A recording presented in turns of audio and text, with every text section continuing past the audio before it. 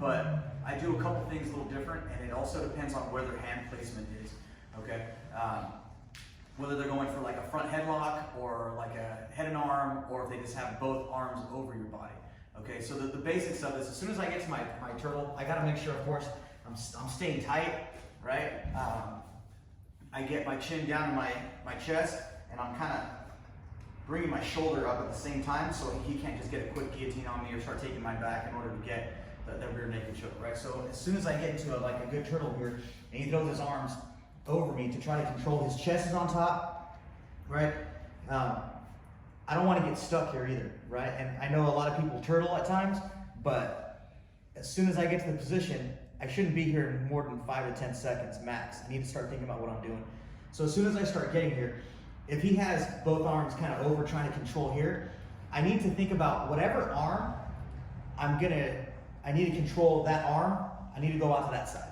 Okay, so as soon as I'm in this position, I'm gonna control with my elbow or even my hand here, grabbing his wrist. And the one thing that I'm gonna do is I need to bring my leg up first so I can make that room, okay? My head is digging into that rib cage. At the same time, I'm controlling this position. And all I'm gonna do is once I make this space, I'm gonna do a baseball slide at a 45-degree angle here. From this part, I can let go, or if he wants to keep holding on, but it's really easy for me to grab the inside of his leg and then hip heist up to start taking his turtle, or start taking his back in that position. Okay, so one of the main things that we have to remember as we're doing it, if I don't make space, I'm not gonna be able to do it. If he gets to the same position and I try to just do the baseball slide, my hips get stuck. I can't go anywhere because there's nowhere for them to go to. I have to bring this leg up to make that room. And now when I'm in this position, even if I don't have this elbow, it's easy for me to kick through and get this baseball slide to start taking his back, okay?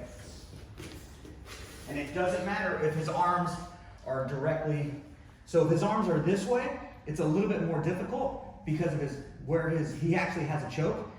I need this arm over, so it's like that front headlock position. So whatever position is over my armpit, that's the side I need to go to. I'm just doing it for the video on this side. But if he gets his head and arm in this position, this is the side I need to go to.